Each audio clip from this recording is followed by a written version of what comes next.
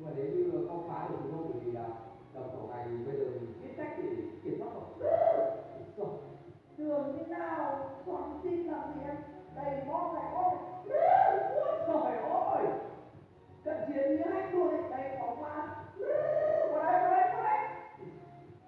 cái thằng kia mà không bắn con bóng bạn kia thì trận chiến luôn rồi.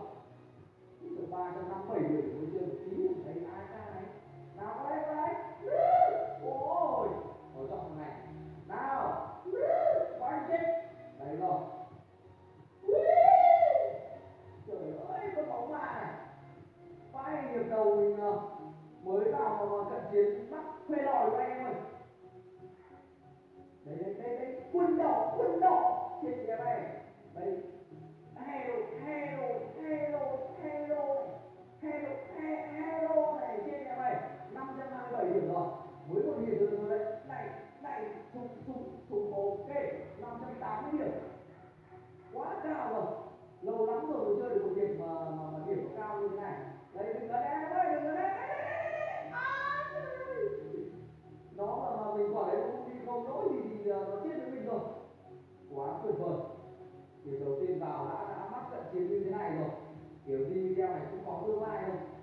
Bởi vì hôm qua một bạn comment cho mình bảo là anh làm về Akavit rồi, Deathcoin rồi, thì bây giờ anh thử lại khẩu M4 lại xem có trận chiến bằng Akavit với Deathcoin hay không. Deathcoin thì bạn biết rồi, cái kỷ lục của mình ở cái lúc trước đó là 43 trận chiến là về khẩu M4. Hôm nay thì quyết tâm phá kỷ lục của cả Deathcoin luôn. Không phá được thì cũng phải gần gần bằng thế. Quân đỏ ấy, M249 này.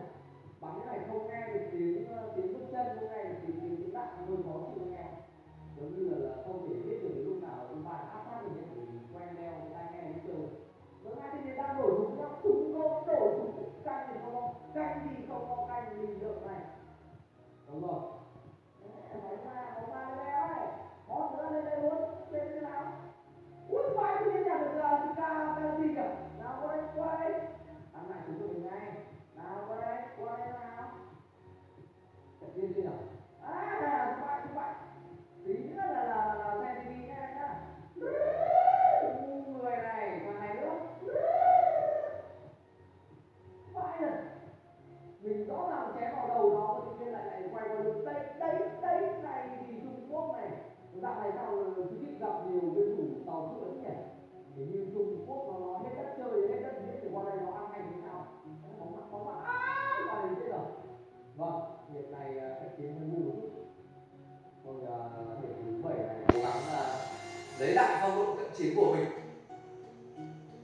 Mình xin trả lời một câu hỏi của một bạn ở trên YouTube. Bạn có hỏi mình là khi mà bị cận chiến thì này thì nguy hiểm là số điện thoại em. Đấy, bóng mặt. Nào qua đây này. Bóng mặt, nào qua đây. Hai con bóng mặt luôn. Bóng này dạo này anh em biết phòng nhiều bóng ma.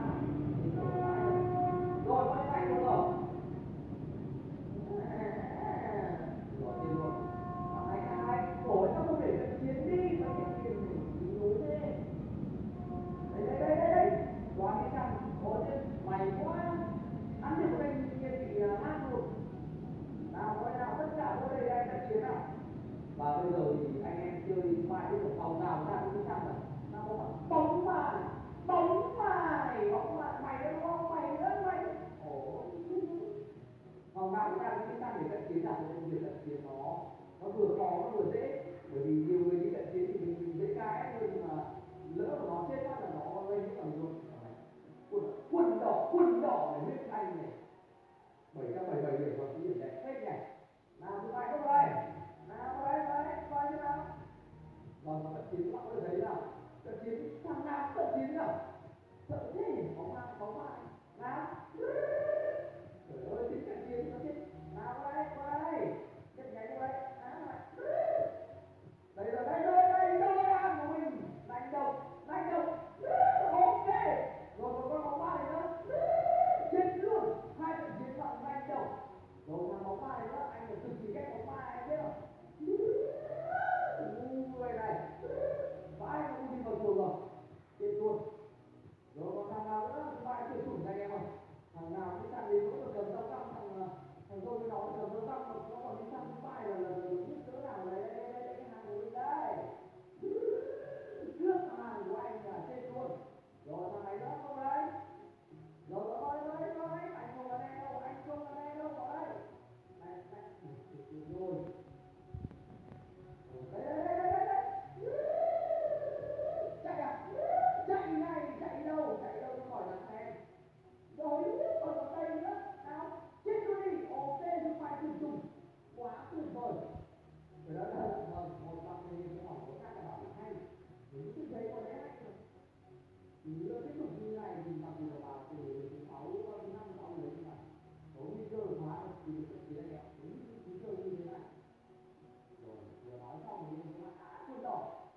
chuyền đầu.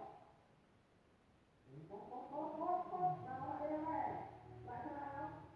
Lại đây thế nào? Nào đấy. Vâng. Này thì này thì bóp này thì nguy hiểm.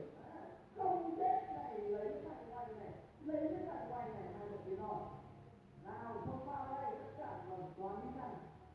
Phải đến 7-8 người ở trong phòng đi trận chiến giống như mình đây. Quá phê. Bây giờ cứ vào đến cổ này, thấy đi sang cứ vào đến cổ thấy đi ba chạy đấy.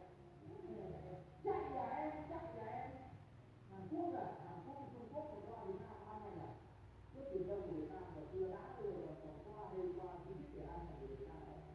Mình biết đúng rồi. Ôi chứ phải có bác. Trời ơi. Gặp bóng hoa lúc nào cũng trốn. Việt Nam này như này. Bao chết. Cách vô của thằng bảo vệ của bạn trước này.